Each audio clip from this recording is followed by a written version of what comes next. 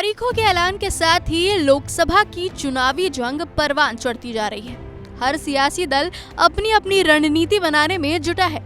कोई किसका गढ़ भेदने की फिराक में है तो कोई अपना गढ़ बचाने की जुगत में लगा है। ऐसी ही एक सीट है निजामों के शहर के नाम से मशहूर हैदराबाद की, जहां 4 दशकों से ओवैसी परिवार का ही कब्जा रहा है और असुद्दीन ओवैसी एक बार फिर चुनावी मैदान में है। एक और जहां हैदराबाद में AIMIM सुप्रीमो असुद्दीन ओवैसी अपना गढ़ बचाने के लिए मैदान में है, तो दूसरी ओर बीजेपी ने AIMIM का किला फतेह करने के लिए हिंदुत्व की समर्थक माधवी लता को मैदान में उतारा है। ऐसे में ये सवाल उठता है कि क्या 3 तलाक की पैरोकार और हिंदुत्व की समर्थक माधवी लता ओवैसी को उनके गढ़ में घेर सकेंगी? जवाब शायद बीजेपी के लिए सकारात्मक नहीं दिख रहा है।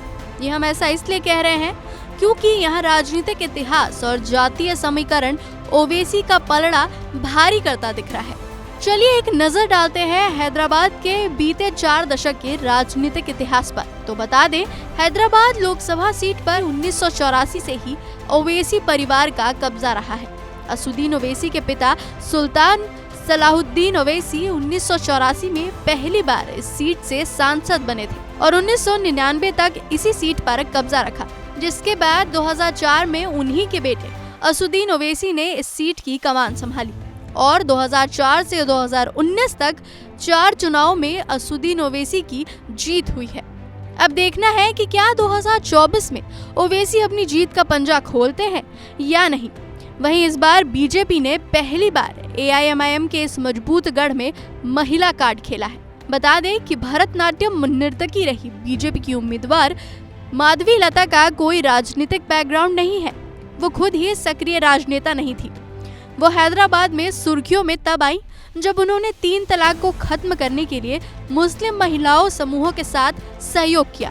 पार्टी को उम्मीद है कि मुस्लिम महिलाओं के समर्थन में आवाज उठाने वाली माधवी लता को मुस्लिम महिलाओं के भी वोट मिल सकते हैं और अगर ओवैसी के मुस्लिम वोट में बीजेपी ने सेंधमारी कर ली तो गेम पलट सकता है।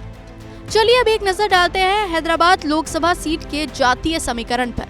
हैदराबाद अल्पसंख्यक बहुल लोकसभा सीट है, जहां करीब 19.5 लाख मतदाता हैं, जिसमें करीब 59% मुस्लिम मतदाता है और 4.2% अनुसूचित जाति के मतदाता हैं, जबकि 1.3% अनुसूचित जनजाति के वोटर्स हैं। यानी यही तीनों मिलकर ही करीब 2/3 वोटर्स हैं, जो ओवैसी के हाई कोर वोटर्स माने जाते हैं।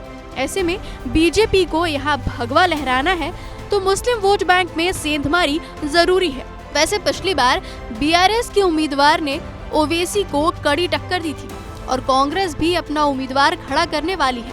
ऐसे में मुस्लिम वोटर्स में बंटवारा हो सकता है, जिसका सीधा फायदा बीजेपी को हो सकता है, खासकर महिला मुस्लिम वोटर्स में, क्योंकि बीजेपी को उम्मीद है कि ट्रिपल तलाक को लेकर मोदी सरकार का फैसला मुस्लिम महिला वोटर्स को उनकी ओर खींचेगा। बहरहाल ये सब फिलहाल कयास ही है, जो मतदान के दिन तक चढ़ती उतरती रहेगी। लेकिन एक बात तो साफ है कि मुस्लिम बहुल इलाके वाले इस हैदराबाद में ओवैसी ही मजबूत नजर आ रहे हैं। ऐसे में देखना है कि ओवैसी की जीत का सिलसिला यूं ही बरकरार रहता है या फिर बीजेपी के मुस्लिम कार्ड से ओवैसी के तिलिस्म का किला ढहता है।